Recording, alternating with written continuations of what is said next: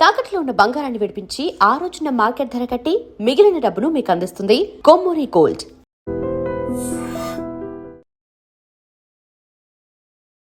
నమస్కారం, మీరు చూస్తుంది ఐ డ్రీమ్. నేను మీ కీర్తి. సంకటహర చతుర్థి రాబోతోంది కదా. మరి ఈ రోజు మనం పాటించవలసిన నియమాలేంటి? గణపయ్యని ఏ విజయం రాకుండా ముందడుగు మన జీవితంలో వెళ్ళాలని ఎప్పుడూ ప్రార్థిస్తూ ఉంటాం. మరి ముఖ్యంగా ఈ రోజు గణపతిని ఏ విధంగా ఆరాధిస్తే మనకి మంచి జరుగుతుంది, శుభ సూచకంగా మనకి లైఫ్లో ముందుకు వెళ్ళొచ్చు అన్న విషయాలు మనకి తెలియజేయడానికి ప్రముఖ ఆస్ట్రాలజర్ బ్రహ్మశ్రీ నందిబట్ల శ్రీహరి శర్మ గురుగారు ఉన్నారు. నమస్తే గురుగారు. వాగర్థావివ సంపృక్తౌ వాగర్థ ప్రతిపత్తయే జగతః పితరౌ వందే పార్వతీ పరమేశ్వరౌ. ఆదిత్యాయ చ సోమాయ మంగళాయ బుధాయ చ గురుశుక్ర శనిభ్యశ్చ రాహవే కేతవే నమః.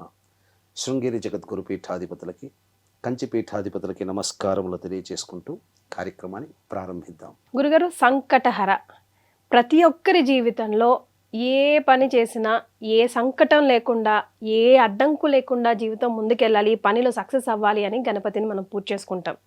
ప్రధాన ఆరాధ్య దైవుడు కూడా ఆయన కదా. మరి ముఖ్యంగా సంకటహర చతుర్థి రోజు ఏం చేయాలి? ఎందుకు ఈ రోజుకి ప్రాధాన్యత?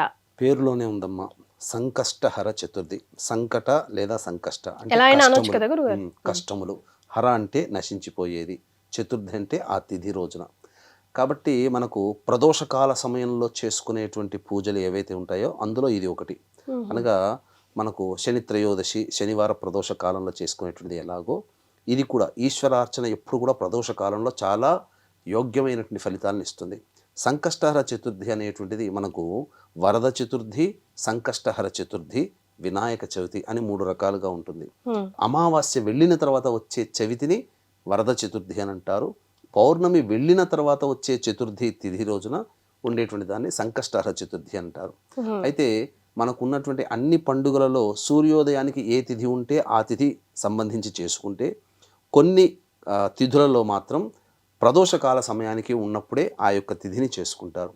కాబట్టి ప్రదోష కాలానికి సంబంధించి చెవి తిథి ఉన్నప్పుడు మాత్రమే ఆ రోజుని సంకష్టహర చతుర్థిగా, పౌర్ణమి వెళ్ళిన మరుసటి చతుర్థి రోజున జరుపుకుంటారు.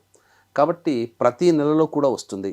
సంకష్టహర చతుర్థి వ్రతాన్ని ఎవరైతే ఆచరిస్తారో వాళ్ళ యొక్క సంకల్పం అచిరకాలంలో నెరవేరుతుందని చెప్పడంలో ఏమాత్రం సందేహం లేదు.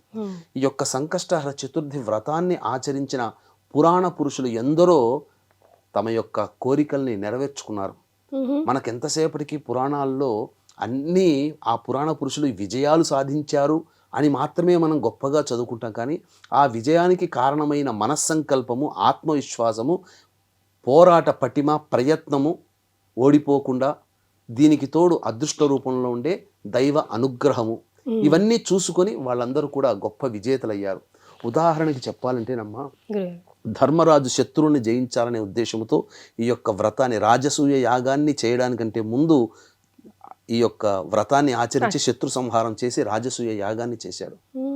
అలాగే రుక్మిణీదేవి తన కొడుకు అనిరుద్ధుడు బాణాసురుడి చెరలో ఉంటే వెళ్ళి రక్షించబడ్డాడు ఈ యొక్క వ్రతం చేసిన మహిమ వల్ల. ఇంకా చెప్పాలి అంటే వాలి చెరలో బంధింపబడినటువంటి రావణాసురుడు వాలి చెర నుంచి బయటికి రావాలి అని ఈ యొక్క వ్రతాన్ని ఆచరించి వాలి నుంచి తప్పించుకోగలిగాడు. మళ్ళీ మనకు అహల్యాదేవి త్రేతాయుగంలో కనబడుతుంది. శాప విమోచనం కలిగిన తర్వాత ఈ యొక్క వ్రతాన్ని ఆచరించి గౌతముని చేరింది. అంతేకాకుండా నలదమయంతులు తెలుసు పురాణ పురుషులు. దమయంతి కూడా ఈ వ్రతాన్ని ఆచరించి నలుని మళ్ళీ తిరిగి పొందగలిగింది. ఇలా ఒకటా రెండా, అన్నిటికంటే మించి సాక్షాత్తు దత్తాత్రేయుడి శిష్యుడు కార్తవీర్యార్జునుడు దత్తుడు ఉపదేశించాడు ఈ వ్రతాన్ని చేయవయ్యా అని చెప్పి. కాబట్టి అపర శత్రుంజయుడిగా పేరుగాంచాలి, శక్తి రావాలనే ఉద్దేశంతో కార్తవీర్యార్జునుడి యొక్క వ్రతాన్ని ఆచరించడం వల్ల గణేశుని యొక్క అనుగ్రహం వలన సహస్ర బాహువుల్ని పొందగలిగాడు. ఎంతో మహిమాన్వితమైనటువంటిదమ్మా ఈ యొక్క సంకష్టహర చతుర్థి. ప్రధానంగా ఈ యొక్క వ్రతాన్ని ఆచరించే వాళ్ళు ఎలా చేయాలి గురుగారు? అసలు విధానం కూడా తెలియజేయండి. ఈ యొక్క వ్రతాన్ని ఆచరించే విధానంలో పట్టుకోవడం అనేటువంటిది, వ్రతాన్ని పట్టుకోవడం అని అంటారు కదా, ఆ వ్రతాన్ని పట్టుకోవడం అనేటువంటిది శ్రావణ మాసం పౌర్ణమి వెళ్ళిన తర్వాత వచ్చే సంకష్టహర చతుర్థి రోజున ఓ నియమ వ్రతాన్ని సో పట్టుకోవాలి. ఎప్పుడు పడితే అప్పుడు సంవత్సరంలో చేయడానికి వీలు చేయొచ్చు, మామూలుగానైనా చేయవచ్చు, కానీ ఆ సమయంలో చేస్తే చాలా విశేషమైనటువంటి ఫలితం వస్తుంది. అంతేకాకుండా దీనికి ఒక మా పురాణాల్లో ఒక గొప్పది ఏంటంటే మాఘమాసము సంకష్టహర చతుర్థి మంగళవారం కలిసి వస్తే అబ్బబ్బబ్బా దాని మహిమ వర్ణించలేమట. ఆ రోజున గనక సంకష్టహర చతుర్థి వ్రతాన్ని ఆచరిస్తే అస్సలు తిరుగంటూ ఉండదట. ఓ మనం బుధవారం అనుకుంటాం కదా గురుగారు, జనరల్ గా వెడ్నెస్డేస్ చేస్తాం. బుధవారం గణేశుడికి ప్రీతికరం, కానీ కొన్ని ప్రత్యేకమైనటువంటి తిథుల కలయిక, వారాల కలయిక వచ్చినప్పుడు అది అద్వితీయమైనటువంటి ఫలితాన్ని అందిస్తుంది. మంగళవారము, మాఘమాసము, సంకష్టహర చతుర్థి కలిసి రావడం అనేది చాలా అరుదుగా వస్తుంది. కాబట్టి వీక్షించేటువంటి మన ఐడ్రీమ్ ప్రేక్షకులు ఈ యొక్క విషయాన్ని గుర్తుపెట్టుకుని చక్కగా ఆచరించుకుంటే మంచిది. సాధారణంగా ఎప్పుడైనా చేయవచ్చునమ్మా. అయితే మనకేం చెప్పబడి ఉందనంటే దీన్ని 21 వారాలు గనక చేసుకుంటే చాలా మంచిది. ఎలా కంప్లీట్ చేసుకోవాలి 21 వారాలు అన్నప్పుడు? అమావాస్య వెళ్ళిన చవితి తిథి ప్రదోష కాలం సాయంకాలం ఉన్నప్పుడు ఆచరించడం, అలాగే పౌర్ణమి వెళ్ళిన తర్వాత చవితి తిథి ఉన్నప్పుడు సాయంకాలం ఆచరించడం, ఇలా 10 నెలలు చేస్తే 20 అవుతుంది. 11వ నెలలో 1 వారం వస్తుంది కదా, అది మనకు 21 వారాలు చేసినటువంటి ఫలితం వస్తుంది. ఎందుకు అనంటే ఇప్పుడు మనకు నవగ్రహాల్లో కేతుగ్రహానికి అధిష్టాన దేవత ఈ గణపతి. కేతు అంటే 7 సంఖ్య, 3 × 7 ఎంత 21. కాబట్టి 21 వారాలు ఈ యొక్క వ్రతాన్ని అనేటువంటిది ఆచరించాలి. చాలా కష్టమైన నియమాలు ఉంటాయా గురుగారు ఏమైనా? ఎందుకంటే నేను ఎక్కడో విన్నాను, ఉప్పు తినకుండా ఫుడ్ తినాలి, భోజనం చేయాలి ఆ రోజు వ్రతం ఆచరించిన తర్వాత, అది కూడా ప్రదోష కాలం వరకు మంచునీళ్ళు కూడా ముట్టుకోకుండా పూజ అయిన అనంతరమే ఆ ఉప్పు లేకుండా తినడం కొంచెం కష్టం కదా గురుగారు? వాస్తవేనమ్మా. కాకపోతే ఇక్కడ ఏంటంటే అరిషడ్వర్గాన్ని జయించాలి. కామ క్రోధ లోభ మోహ మద మాత్సర్యాన్ని జయించాలంటే మనం తీసుకునే ఆహారాన్ని బట్టే మనకు సంబంధించిన అరిషడ్వర్గాలు వస్తాయి. కాబట్టి ఇవన్నీ జయించాలంటే ఉప్పు కారము లేనటువంటిది, అల్లం వెల్లుల్లి ఉల్లిపాయ ఇటువంటి లేనటువంటి ఆహారములు భుజించాలి. అయితే ఈ సంకష్టహర చతుర్థికి శివరాత్రి లాగానే ఉపవాసం ఉండాలమ్మా. అదే ఉదయం నుంచి సాయంకాలం వరకు కూడాను ఉపవాసం ఉండి వీలైతే ఉదయం పూట దేవాలయానికి చేరుకొని గరికతో గణపతికి అష్టోత్తర పూజ, అభిషేకము, అర్చన ఇవన్నీ చేసి వీలైతే ఈ సంకష్టహర చతుర్థి రోజున ప్రతి దేవాలయంలో గణపతి పూజ చేస్తారు, గణపతి హోమం చేస్తారు. గణపతి హోమం చేసుకుని ఇంటికి వచ్చిన తర్వాత గణపతి నామాన్ని స్మరించుకుంటూ మధ్యాహ్నం పూట నిద్రపోకూడదు, నిరాహారంగా ఉంటే చాలు. రోగగ్రస్తులు అలాగే పెద్దవాళ్ళు ఉండలేనటువంటి వాళ్ళు పాలు పండ్లు ఇతర పదార్థాలు తినవచ్చు, కానీ ఆహారం భుజించకూడదు. సాయంకాలం వండిన పదార్థం తినకూడదు, అదే గురుగారు విషయం. వండిన పదార్థం తినకూడదు, పాలు పండ్లు తీసుకోవచ్చమ్మా. సాయంకాలం వరకు కూడా ఉండి మళ్ళీ ఆ యొక్క సాయంకాలం నాడు కాలకృత్యాదులు, కాళ్ళు చేతులు మొహం కడుక్కొని చక్కగా ఆ యొక్క దేవాలయ మంటపం అనగా దేవుని మందిరంలో, మన ఇంట్లో పూజా మందిరంలో కానీ ఎక్కడైనా కానీ చక్కగా పూజా మందిరంలో ఆ యొక్క ప్రదేశాన్ని శుద్ధి చేసి షట్కోణము కానీ చతురస్రము కానీ ఆ బియ్య పిండితో కానీ పసుపుతో కానీ వేసి దాని మీద ఒక చక్కటి పసుపు రంగు బట్ట వేసి ఆ యొక్క షట్కోణం మీద కలశ స్థాపన చేయాలి. ఆ కలశానికంటే ముందు కానీ కలశం మీదనైనా కానీ మనకు మామూలుగా అరటి సంబంధించినటువంటి ఆకులు కానీ చుట్టుపక్కల సత్యనారాయణ వ్రతం ఎలా చేస్తాం అరటి బోదెల్లాగా పెట్టుకోవాలి. మామిడి ఆకులు వేసి దాని మీద కలశము, కొబ్బరికాయ, జాకెట్ పీసు, ముందర స్వామివారి విగ్రహం వెండిదైనా ఇత్తడిదైనా అలాగే శ్వేతార్కమైన కానీ చేసి చక్కగా అలంకరణ చేసి అప్పుడు పూజ ప్రారంభించాలమ్మా.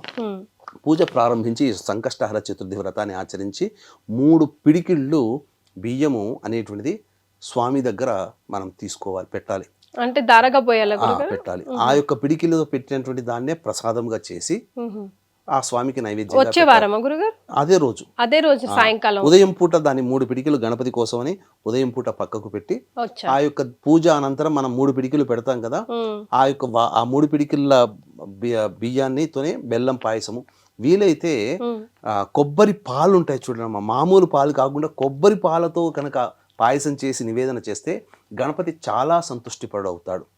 అంతేకాకుండా దీనికి ఈ యొక్క గణపతి యొక్క వ్రతాన్ని ఆచరించడం ద్వారా గొప్పదైనటువంటి శక్తులంటే మాయలు మంత్రాలు కాదమ్మా, అనుకున్నటువంటి పని ఏదైతే ఉంటుందో అది చాలా శీఘ్రంగా నెరవేరుతుంది. నిజమే గురుగారు, మా ఇంట్లో విరివిగా చేస్తూ ఉంటారు అందరు, పెద్ద ఫ్యామిలీ కదా. ఏదైనా కోరిక అనుకున్నారా కంపల్సరీగా అసలు నెరవేరుతుంది. అంటే సంకల్పించుకొని మేము ప్రారంభిస్తామని ఆ రోజు మొదలు పెడితే చాలు, 21 weeks లోపలే సరిపోతుందమ్మా. పెద్ద కోరిక, సంతానం కావాలనుకున్న వాళ్ళు, ఉద్యోగం కావాలనుకున్న వాళ్ళు, ముఖ్యంగా వివాహం కావాలనుకున్న వాళ్ళు అందరూ కూడా ఆచరించవచ్చు. అలాగే మన హనుమంతుల వారు సీతమ్మ వారిని వెతుకే సందర్భంలో, లంకకు ప్రయాణమయ్యే సందర్భంలో గణపతి వ్రతాన్ని ఆచరించే, ఈ యొక్క సంకష్ట చతుర్థి వ్రతాన్ని ఆచరించే సీత జాడ తెలుసుకున్నాడు. ఇంతటి విశిష్టమైనటువంటిది. ముఖ్యంగా 21 మోదకాలు పెట్టాలి నైవేద్యంగా. 1 స్వామివారి దగ్గర పెట్టి 10 వచ్చినటువంటి ముత్తైదులకి భక్తులకి పెట్టి ఆ మిగిలిన 10 మనం తీసుకోవాలి ప్రసాదంగా.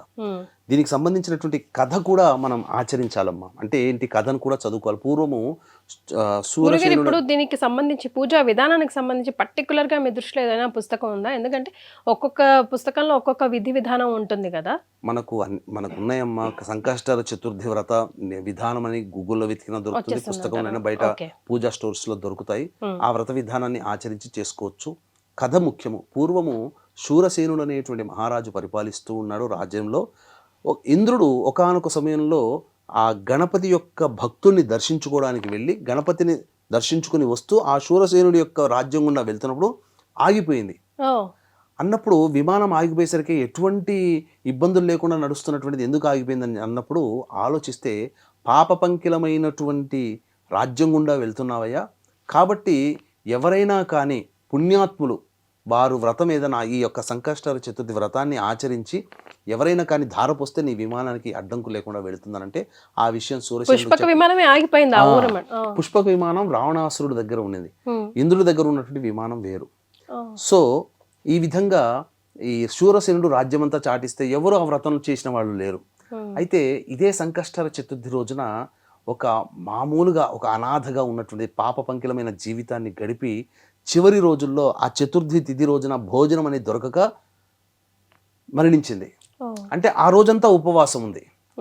ఆ ఫలితం చేత ఆమె శవాన్ని తీసుకుని వస్తుంటే ఆ శవానికి తాకిన గాలి సోకిన విమానం ప్రయాణించింది. అంటే వ్రతాన్ని ఆచరించినటువంటి ఫలితాన్ని పొందిన ఆమె గాలి తాకితేనే విమానంలో ఉండేటువంటి జీవం కలిగింది అని అంటే వ్రతాన్ని ఆచరించిన మానవులకు ఎలా ఉంటుందనేది ఆ యోగము, ఆ భాగ్యాన్ని మనం మాటల్లో వర్ణించలేం. కాబట్టి ఇక్కడ నుంచి ఆ శూరసేనుడు అందరూ కూడా వ్రతాన్ని ఆచరించాలని చెప్పి చాటింపు చేశాడు. కాబట్టి ఇంతటి మహత్యము. కాబట్టి అందరూ కూడా వీక్షించేటువంటి మన ఐడ్రీమ్ ప్రేక్షకుల ఈ యొక్క వ్రతాన్ని గనక ఆచరించినట్లయితే తప్పకుండా మంచి జరుగుతుందమ్మా. ఈ వ్రతాన్ని ఆచరించడం వల్ల ఎంతో గొప్పదైనటువంటి శక్తి సంపన్నులు అవుతారు, పిల్లలు మంచి చదువు చదువుతారు, ఇలా అన్ని రకాలుగా వాళ్ళ జీవితంలో మంచి జరుగుతుందని చెప్పవచ్చు. సో మీలో ఎవరైనా ఇదివరకు చేస్తున్నారా? చేస్తుంటే కమెంట్ చేయండి, చేయని వాళ్ళు మొదలు పెట్టండి. సంకల్పం చేసుకోండి, కోరిక ఏదైనా తీరుతుందని గురుగారు ఎలాగో చెప్పారు. చాలా సంతోషం గురుగారు, ధన్యవాదాలు. సర్వం శ్రీ ఉమామహేశ్వర పరబ్రహ్మార్పణమస్తు.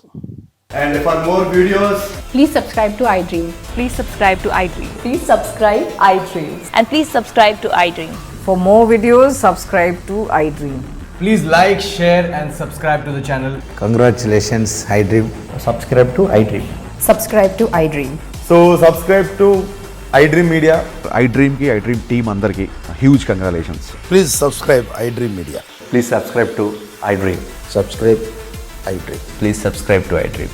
iDream అంటే నా కళల ఛానల్ను సబ్స్క్రైబ్ చేసుకున్న నోరు తిరుగుతలేదు, మీరైతే గంట గుర్తు కొట్టండి. For more such videos, please subscribe to iDream. Subscribe to iDream. Please subscribe to iDream. Please subscribe iDream Media. Please do subscribe to iDream. Please subscribe to iDream Media. For best entertainment and information, please subscribe iDream. And don't forget to subscribe to iDream.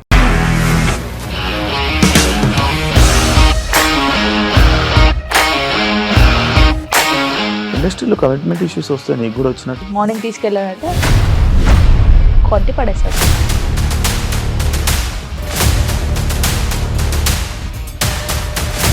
ఒక్కళ్ళు కూడా చూడలేదు ఈ cinema అని చెప్పడానికి కూడా చాలా ధైర్యం కావాలి. అది నిజం కదా, దాంట్లో ధైర్యం ఏంటి? ఇది నెక్స్ట్ డే ప్లేట్ మార్చేస్తే తప్పు కదా. As of now, we are comfortable this అని నేను అనుకుంటున్నాను. రష్మిక గారిది మీది ఒకే ఊరంట కదా? నీకు కోపం వచ్చిందంటే బాగా తిట్టేత్తరా? తిట్టేద్దామండి. నిజంగా గేమ్ ని ఎలా చేంజ్ చేయగలిగారు? ఏపీఎస్ఎఫ్సి వాళ్ళకి 6 నెలల్లో నేను 6 లక్షలు కట్టా. బిజినెస్ చేయాలనుకుంటే it is as difficult as riding a tiger.